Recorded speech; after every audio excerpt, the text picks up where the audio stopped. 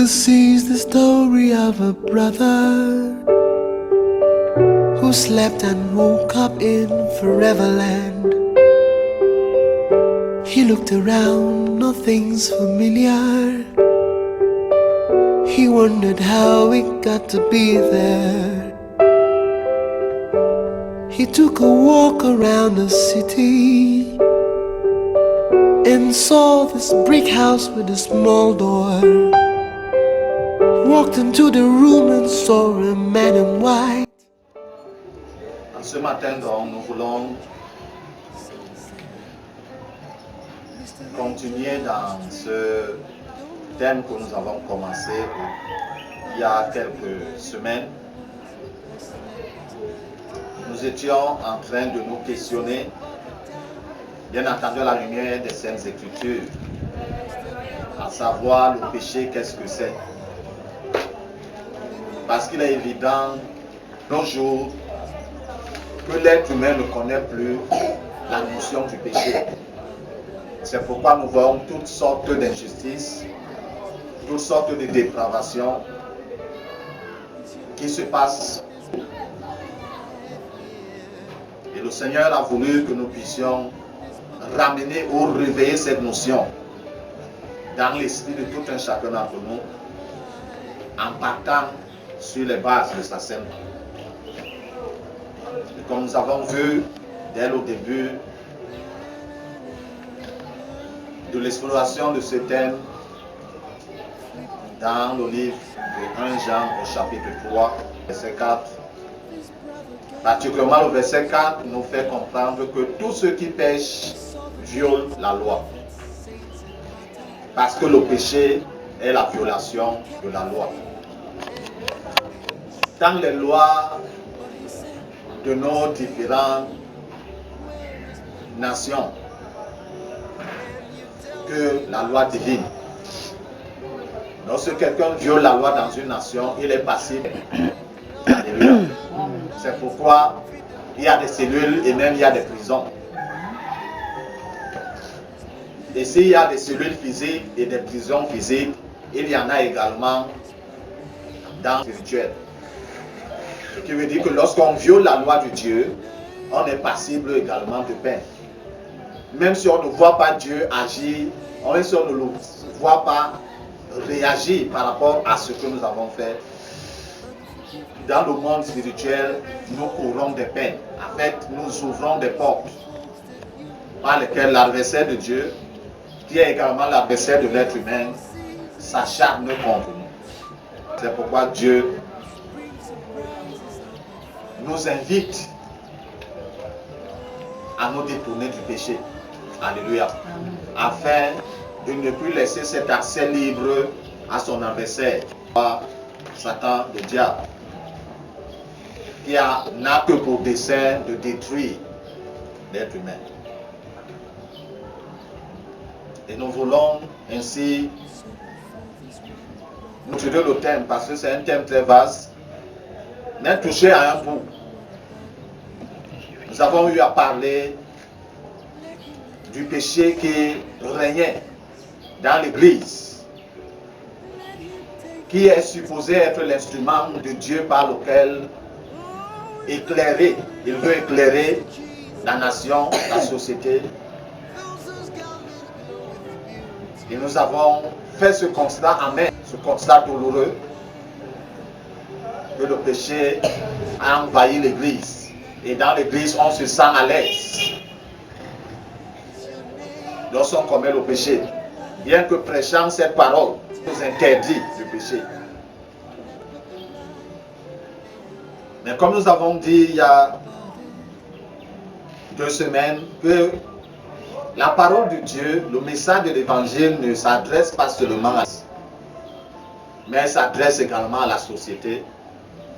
Et nous avons commencé depuis lors à parler ou à interpeller la société, partant des gouvernants jusqu'aux gouvernés, que Dieu désire une société qui vit selon la justice divine, bien entendu,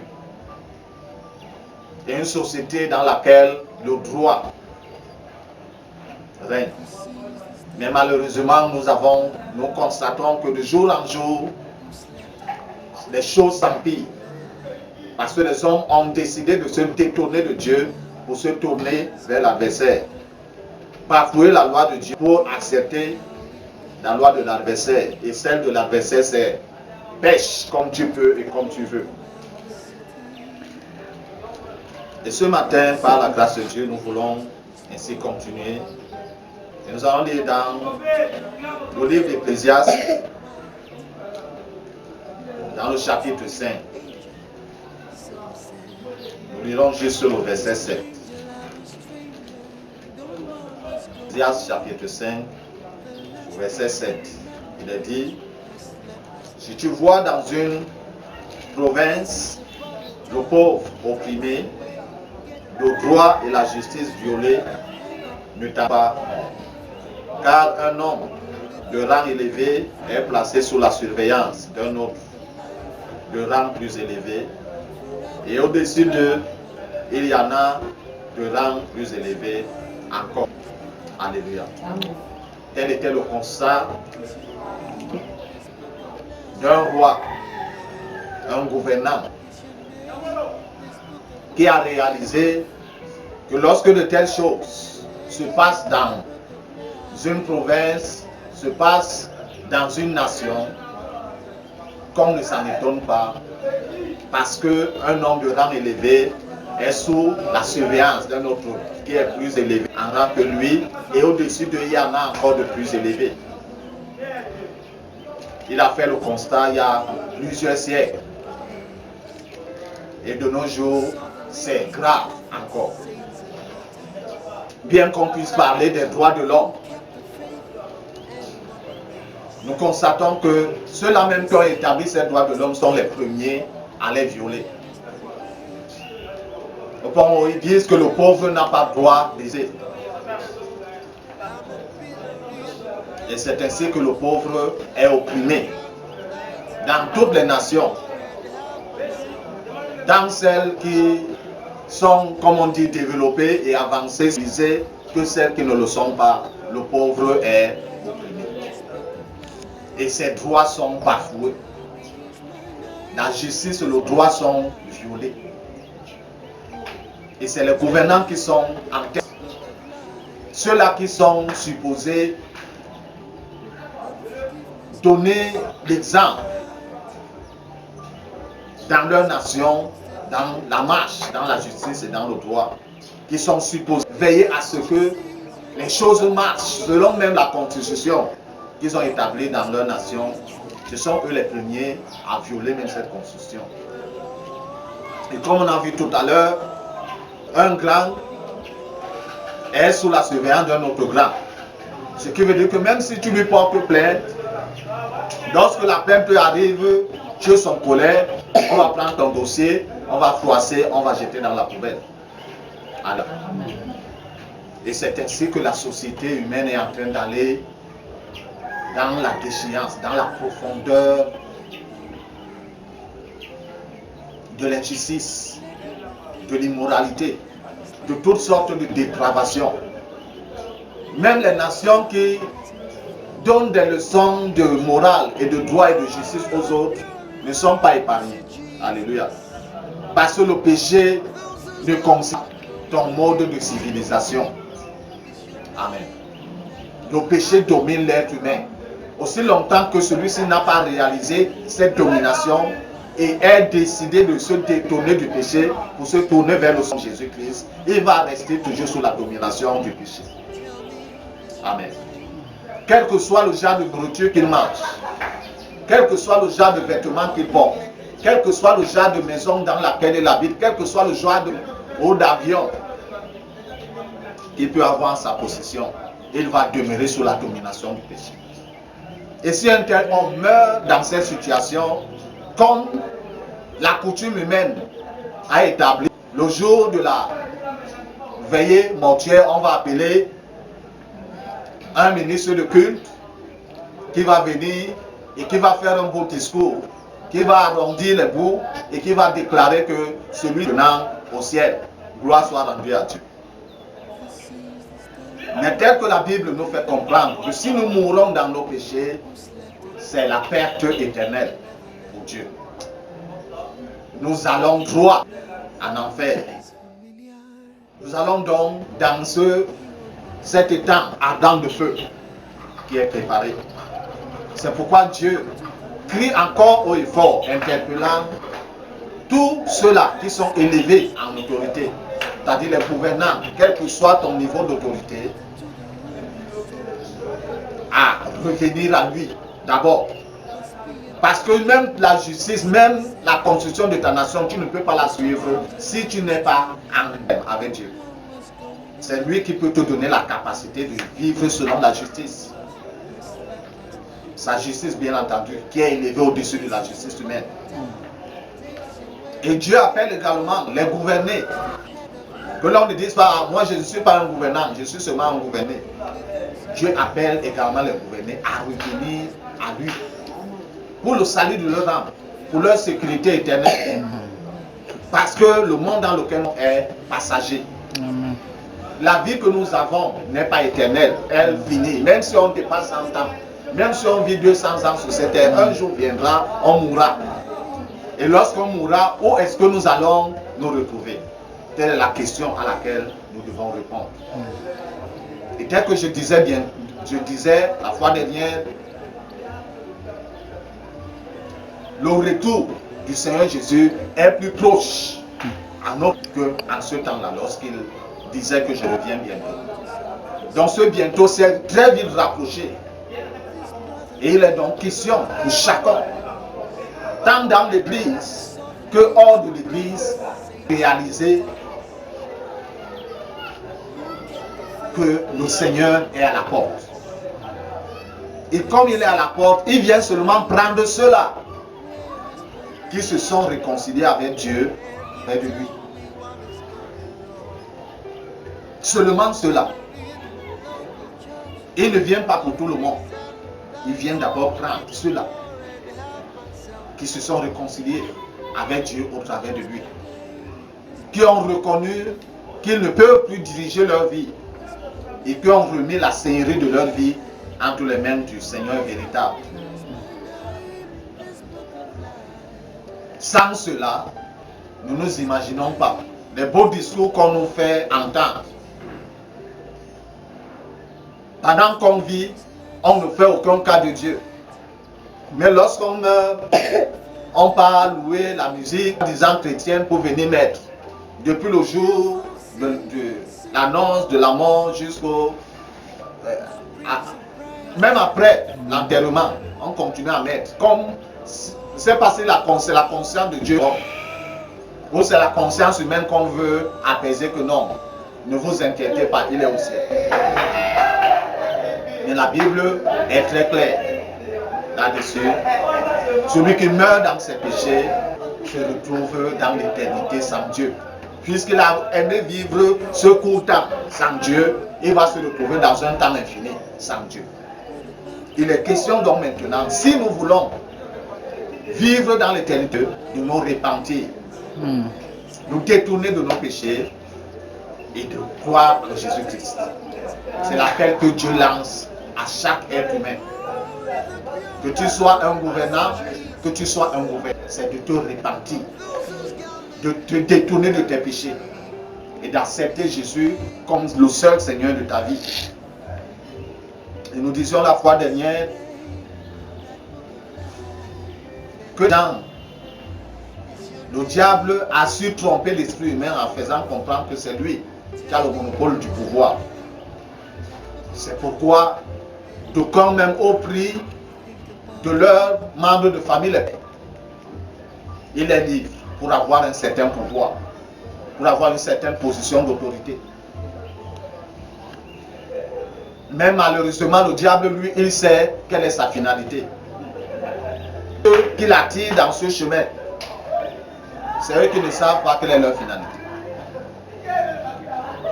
Quelle que soit la loge à laquelle on peut appartenir, tout cela n'est que l'idée. Et l'Ecclésiaste a dit vanité des vanités, tout est vanité. Il n'y a qu'une seule chose qui importe. Vivre sa vie selon les termes de Dieu, de sa parole. Et ne peut vivre sa vie selon les termes de la parole de Dieu que celui-là au préalable qui a reconnu qu'il vivait déjà en désaccord avec Dieu et qui se soit répandu et qui ait accepté Jésus-Christ comme Seigneur et Sauveur dans sa vie. C'est l'appel que Dieu lance. Et quand nous lisons dans les Proverbes 29,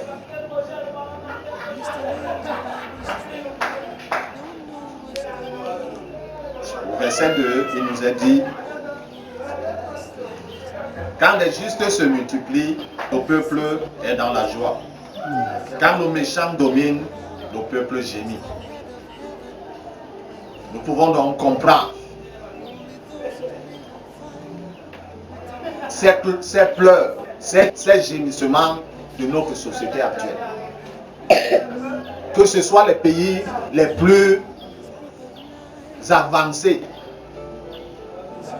les pays les plus développés, comme on dit, que ce soit les pays du tiers-monde, les gémissements sont au compte. Pourquoi? Nous voyons ici que c'est plutôt les méchants qui dominent. Et le méchant, c'est qui?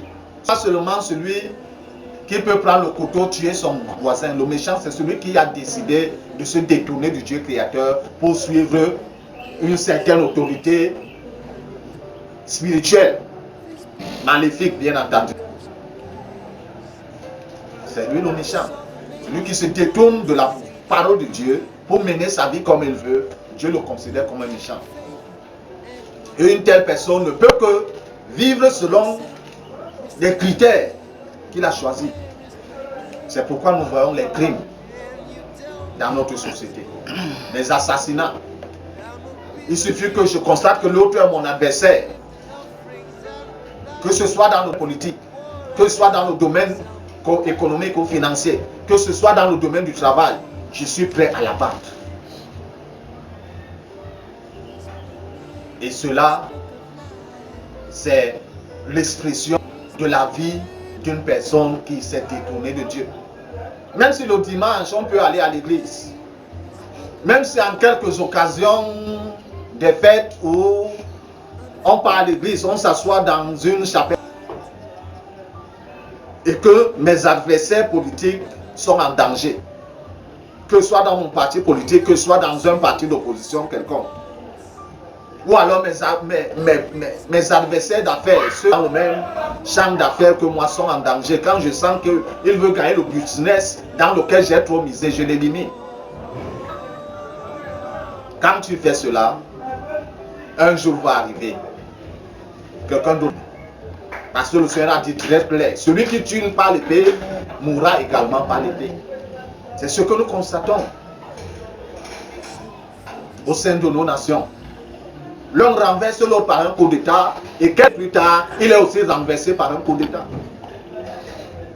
Et lui, celui qui a renversé par un coup d'État, bien qu'il se donne de structurer son gouvernement et tout, se mêle les alliés, un jour arrive, parmi ces alliés, on choisit quelqu'un qui est aussi par un coup d'État. Et quand une telle scène est mise sur pied dans une nation, tenez-vous-en tranquille, les coups d'État n'en finiront pas.